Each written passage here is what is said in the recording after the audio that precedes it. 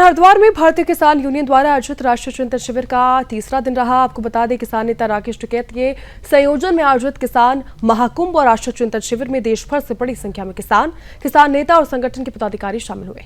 शिविर के दौरान किसानों से जुड़े विभिन्न मुद्दों पर गहन चर्चा हुई, मंथन किया गया।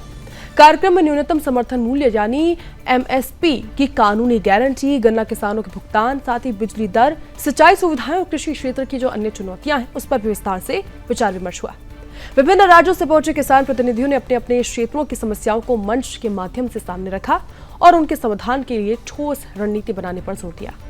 इस अवसर पर राकेश टिकैत ने कहा कि किसान जो है उनकी समस्याओं का समाधान केवल एकजुटता और संघर्ष के माध्यम से ही संभव है।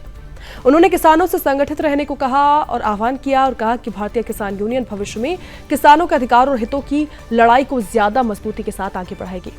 उन्होंने ये भी कहा कृषि और किसानों से जुड़े मुद्दे जो हैं उन पर लगातार आवाज उठाई जाएगी। राष्ट्रीय चिंतन शिविर में आगामी 6 महीने की संगठनात्मक जो रणनीति है, किसान आंदोलन की रूपरेखा है, विभिन्न राज्य में संगठन के विस्तार को लेकर भी मंथन किया गया है। किसान नेताओं ने संगठन को जमीनी स्तर पर और ज्यादा अधिक मजबूत बनाने का बल दिया ताकि किसानों की आवाज को प्रभावी तरीके से सरकार तक पहुंचाया जा सके। शिविर के दौरान हरिद्वार में स्थायी किसान भवन जो है उसके निर्माण की मांग की प्रमुखता भी उठाई गई। किसानों का कहना है कि किसान महाकुंभ और अन्य बड़े जो आयोजन है उसके लिए एक स्थायी भवन की आवश्यकता है, जहां किसान बैठक, प्रशिक्षण कार्यक्रम, संगठनात्मक जो गतिविधि है उसका संचालन भी किया जा सके। देश के विभिन्न हिस्सों से पहुंचे किसान प्रतिनिधियों की मौजूदगी से इस चिंतन शिविर को राष्ट्रीय स्वरूप प्रदान किया गया। आपको बता दें, किसान जो नेता हैं उनका मानना है कि इस तरह के मंच किसानों की समस्या को इसको साझा करने और भविष्य की रणनीति तय करने में महत्वपूर्ण भूमिका निभाते हैं।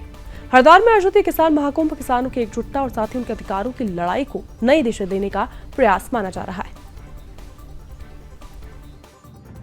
मुद्दे हैं किसान के, वे मुद्दे यहाँ पर चर्चा होती है और अभी 22 तारीख में 22 जून को एफटीए जो फ्री ट्रेड एग्रीमेंट हो रहा है अमेरिका से, 22 तारीख को वे लोग दिल्ली में आ रहे हैं। तो अगर समझौता किसान के ये रद्द नहीं होगा और अगर समझौता होता है तो हम आंदोलन और ज्ञापन देने का काम करेंगे। अगला मूवमेंट कैसा रहेगा वो होगा देश में। उससे पहले हम सरकार के लोगों से मिलने की कोशिश करेंगे, यहाँ के मुख्यमंत्री से मिलेंगे और भी बहुत स्टेट के मुख्यमंत्री से मिलेंगे। इससे किसानों को नुकसान होगा। ये इशू यहाँ पे है, बिजली का इशू है।